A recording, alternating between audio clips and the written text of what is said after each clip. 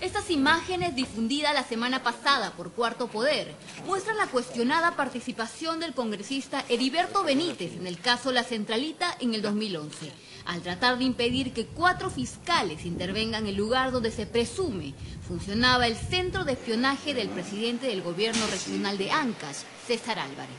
Y que tampoco tienen en estas imágenes del mismo día de la intervención estaba el parlamentario y también abogado Benítez Rivas. Quieren encontrar armas, municiones, equipos de chuponeo. Está comprobado que el congresista alquilaba una habitación en el tercer piso de este edificio y tras la intervención ocurrida el 13 de julio del 2011, acusó a 4 fiscales por abuso de autoridad, porque ingresaron, según dijo, sin autorización a su dormitorio.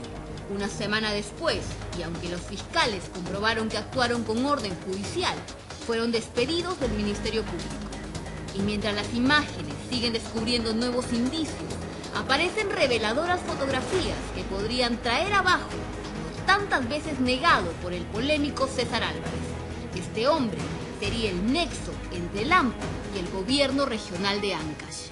Me va a costar muy caro seguramente el mostrar estas fotografías que han estado visitándolo a todos los candidatos para darles, porque la gente tiene miedo. El 20 de julio del 2010, día del atentado que sufrió Ezequiel Nolasco en su propia casa, donde murió su hijastro Roberto Torres Blas al tratar de defenderlo, ocurrieron hechos que no habrían sido tomados en cuenta. Detalles de cómo se ejecutó el atentado. Además, alguien habría tratado de borrar evidencias antes de que llegue el fiscal. Yo me entero de este atentado a más de las 9 de la noche por una comunicación de una colega de Huaraz. Es decir, ¿una hora más tarde? Prácticamente una hora más tarde. Y en ese lapso la policía hizo las diligencias que ellos consideraron convenientes sin conocimiento, sin intervención del fiscal. En el 2010 alguien dio la orden de matar al ex consejero regional Ezequiel Nolasco y la planificación fue encargada a Jaime Sánchez Cachay, conocido con el sobrenombre de Piolín, y de Rubén Moreno Olivo, alias Goro. El crimen costaría 100.000 soles aproximadamente. Fue entonces que para consumar el hecho y según la investigación policial, reclutaron a Alexis Reyes Camone, el loco Alexis, a Edison Torres Corzo, conocido como Chilipino, a Gonzalo Moreno Olivo, hermano de Goro, además de Arnaldo Ordinola, alias Nayo, lo mismo que a Alberto Palacios Flores y Segundo Villegas Ordinola. Todos ellos cumplieron una función específica. Horas antes del crimen, los delincuentes vigilaron la casa de Nolasco hasta que vieron el momento propicio para entrar. Y para no levantar sospechas, lo hicieron vestidos de policías. Una vez dentro, el loco Alexis disparó a su objetivo. Pero no contó con que Roberto Torres, el hijastro del ex consejero regional, se iba a interponer. Ezequiel Nolasco resultó herido y Torres murió en el atentado. La bestia sabe. Coincidentemente, según información que recibió el fiscal, minutos después del crimen, un patrullero merodeaba el lugar. Al día siguiente, la hermana de Nolasco denunció en la comisaría las amenazas que recibía. Según refiere esta señora, en esa ocasión un policía les dijo que en el atentado contra su hermano había intervenido un tal Nayo y le mostró la foto. Eso la policía en ningún momento comunicó a la fiscalía. Es decir, la policía tenía pleno conocimiento de todos los Eso personajes se deduce, en este hecho. Eso se deduce. Supongamos que los policías... Al fiscal Lorenzo Javier, quien investigó el primer atentado contra Ezequiel Nolasco, le resulta por demás extraño que este hecho no le haya sido comunicado, más aún con la declaración de la propia conviviente del apodado Nayo, quien refirió que la policía lo buscó incluso en casa de su padre. Esta misma mujer, quien se convirtió en testigo clave del hecho, fue victimada a mediados del año pasado. Cuando yo me entero de esto, recién el día 24, voy a la casa de Nolasco y ahí su hermana recién me cuenta todo esto. Es decir, el fiscal Javier Melgarejo se entera de detalles relevantes para la investigación recién 4 días después del atentado. Lo que resulta sospechoso es por qué la policía no comunicó estos hechos al fiscal y por qué tampoco informó que ya sabían quiénes habían intentado matar a Nolasco aquella vez. Lo concreto es que de los 8 involucrados a la fecha, solo Edinson Torres Corso, alias Chilipino, quien se encargó de conducir la moto donde huyeron los sicarios, ha sido sentenciado. El que mata incluso al hijo político del señor Nolasco es este Alexis. ¿Y a él lo han absuelto? En el forcejeo. Se entiende que lo han absuelto, si hay un solo condenado. El fiscal Lorenzo Javier refiere que al poco tiempo de iniciar la investigación, tuvo que dejarla por presiones de todo tipo. Además, fue removido a una fiscalía de familia. ¿A quién o a quiénes benefició esta separación? Para mí, que la policía definitivamente actuó mal. Es decir, la policía cometió un delito también ahí. Una tremenda irregularidad porque obviamente pues esas diligencias eran ilegales, ¿no? Y ya no se podía rehacer.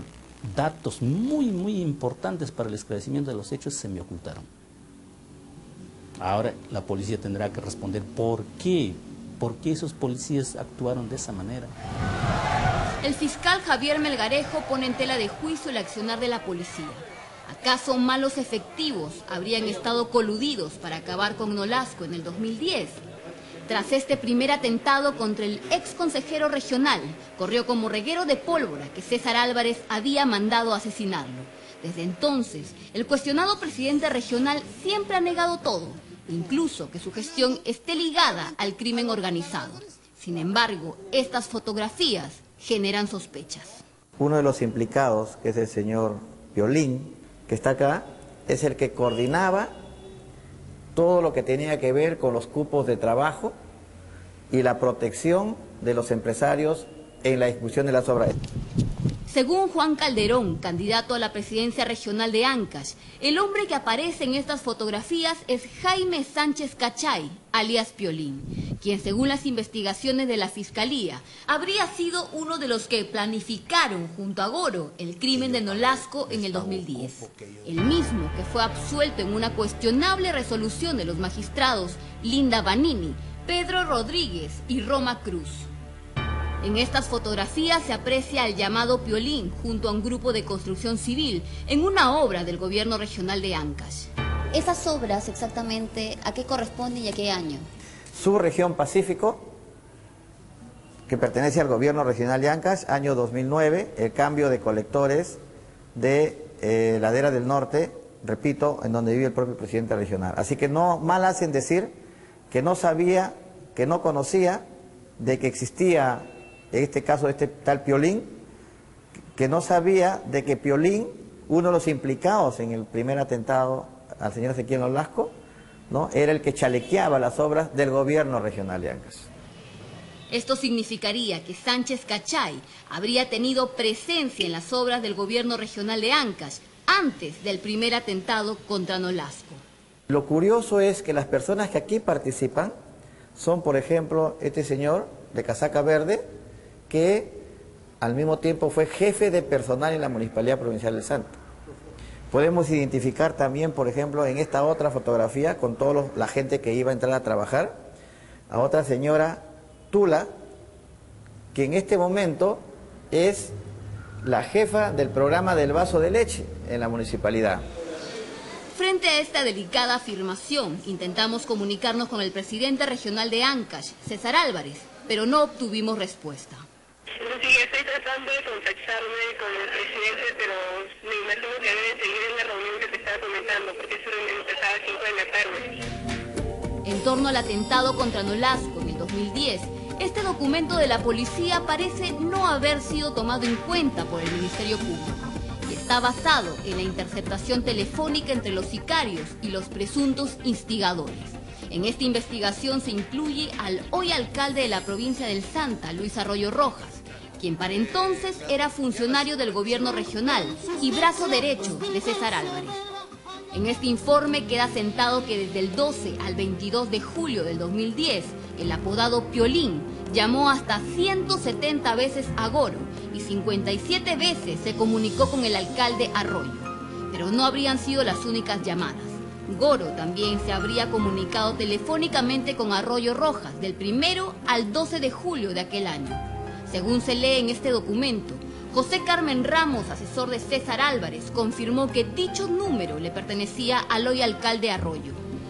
El mismo informe policial detalla que Goro y Piolín se comunicaron antes, durante y después del primer atentado contra Nolasco, destacando que el mismo día del crimen hablaron hasta en 23 ocasiones. Incluso, ambos se habrían comunicado con el alcalde.